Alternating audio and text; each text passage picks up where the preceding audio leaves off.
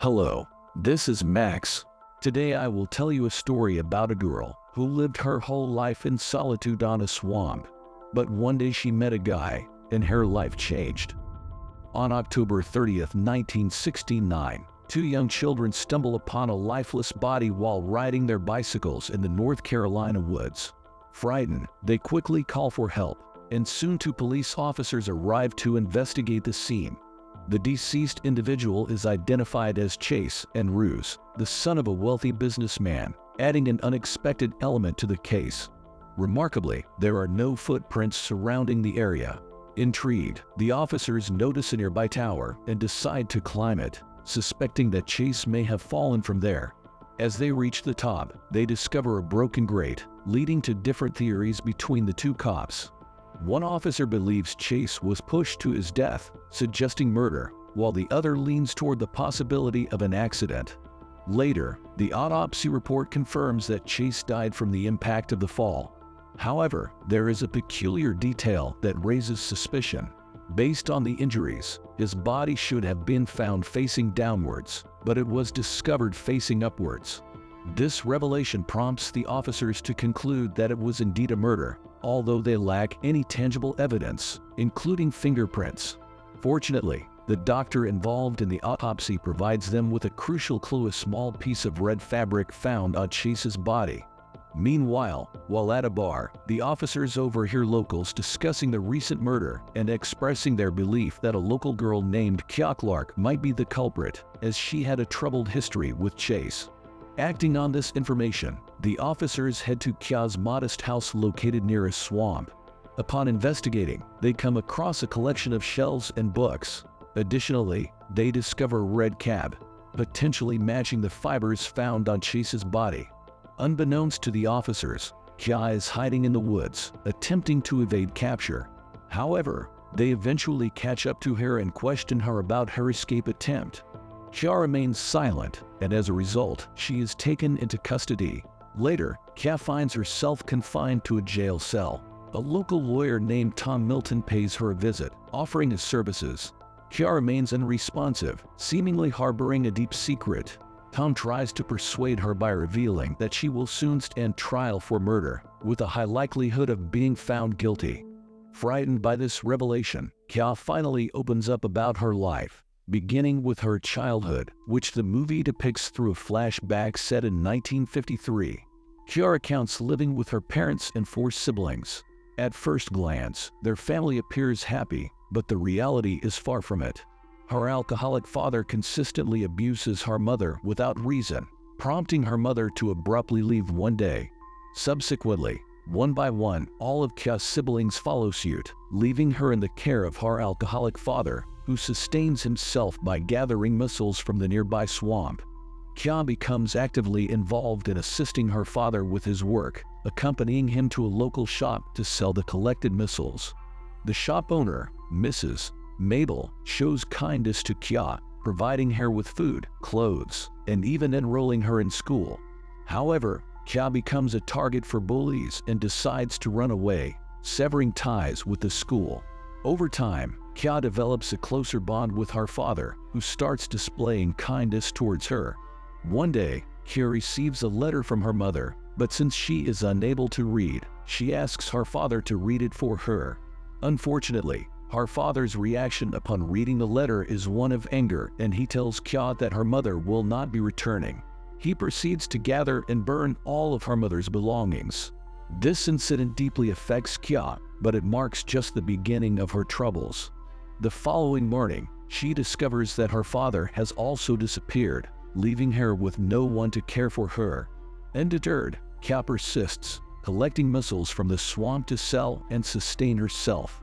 Mrs. Mabel continues to provide occasional assistance with groceries. In the present, Mrs. Mabel gifts Kya a beautiful dress, which she decides to wear for her first court hearing. Tom, her lawyer, suggests that she confess to the crime but claim it was an accident, which would result in a prison sentence of 8 to 10 years at most. However, Kya vehemently asserts her innocence and expresses her desire to be freed from prison as soon as possible. During the court hearing, Chase's family lawyer strives to prove Kya's guilt, emphasizing that she had strong motives to harm Chase due to her unrequited love for him and his rejection of her marriage proposal. The crowd begins to turn against Kya, convinced of her guilt. Fortunately, Tom proves to be a competent lawyer and argues that there were no footprints found at the crime scene, making the accusations against Kya unjust without substantial evidence. Meanwhile, the movie delves into another flashback, taking place in 1963 when Kya has matured into a beautiful young woman. She continues to live alone, taking care of herself and developing a deep appreciation for nature. Kya often spends her free time wandering in the woods, savoring the serenity it offers. One day, Kya discovers a beautiful feather left for her, and the following days bring more feathers and accompanying letters. Eventually, a man named Tate Walker approaches her and reveals that he has been the one leaving the gifts. He inquires if she has read the letters, to which Kya sadly admits her inability to read. Fortunately, Tate is a kind and helpful person who offers to teach her. They begin practicing in the woods, and as Kya gains confidence, she invites Tate to her home for further lessons. Their relationship deepens and Kya's smile returns. In the subsequent scene, it is revealed that Tate is an ambitious student aspiring to attend a prestigious university. He has applied to several universities and is awaiting the results. At one point, he invites Kya to go to the city with him, but she declines, feeling that she doesn't belong there due to her life spent in the swamp. Understanding her perspective, Tate gives up on the idea. As time passes, their relationship evolves, and they become a couple. They spend intimate moments in the woods and enjoy walks together. On one occasion, their physical intimacy escalates, almost leading to intercourse, but Tate hesitates at the last moment, concerned about the potential consequences and not wanting to harm Kya by risking pregnancy. The following day, Tate receives the news he had been eagerly waiting for. He has been accepted into Dartmouth, his dream college. Excited, he rushes to share the news with Kya, but her reaction surprises him as she becomes upset. Kya doesn't want him to leave, believing that education is a waste of time and money, having never experienced formal schooling herself. Frustrated, she runs away, expressing her disappointment in relationships with men. They keep their distance from each other for a few days. However, on the final night before Tate's departure, he visits Kya at her home to spend some quality time together. The next morning, he acknowledges Kya's extensive knowledge of the local flora and fauna and suggests that she write a book about it, providing her with a list of publishers to contact.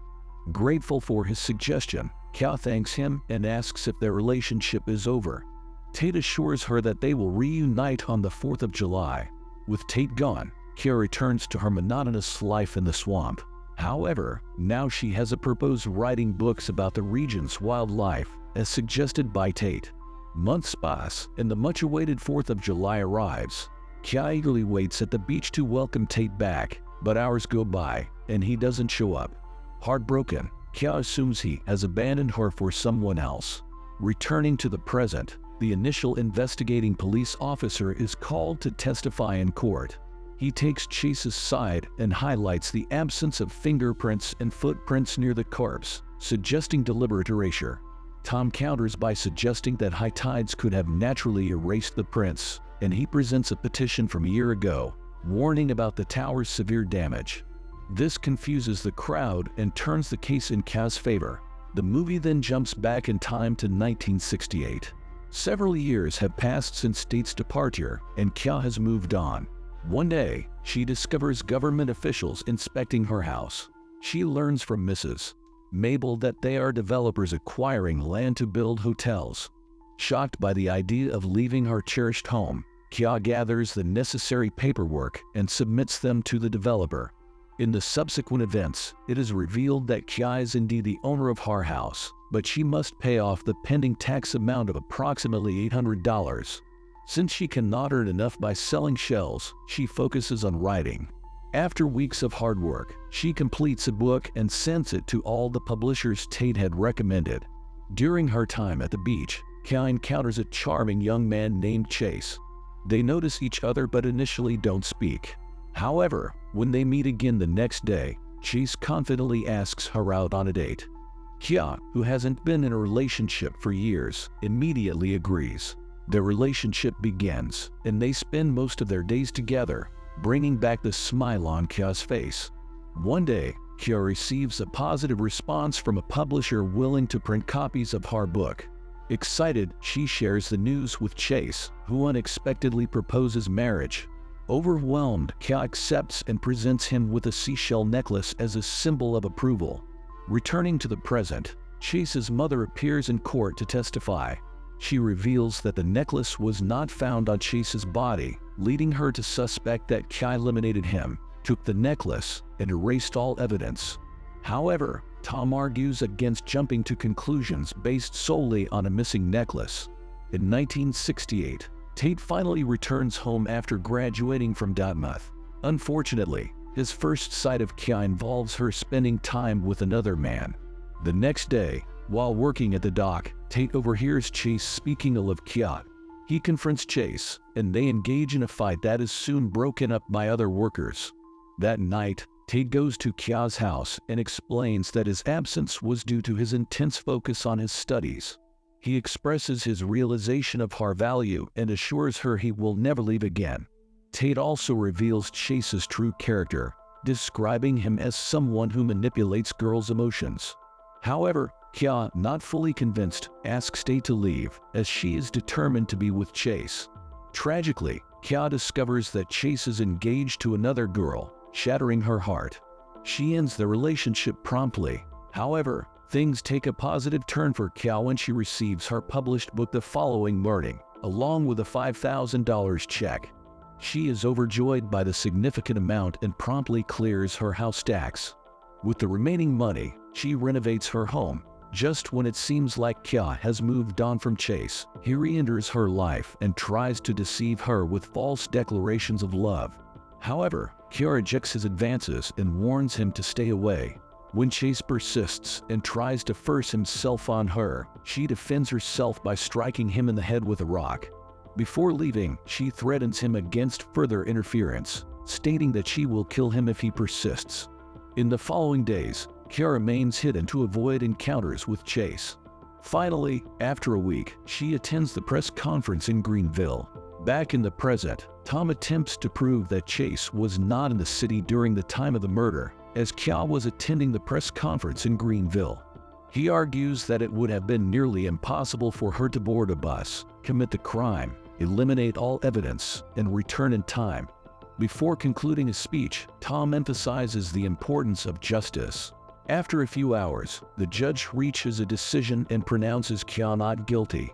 He apologizes to Kya for the accusations and the time she spent in jail. In the subsequent scene, Kya reconciles with Tate, and they get married. They'll live happily in the swamp, continuing their work. More than 50 years later, Kya passes away in her beloved boat.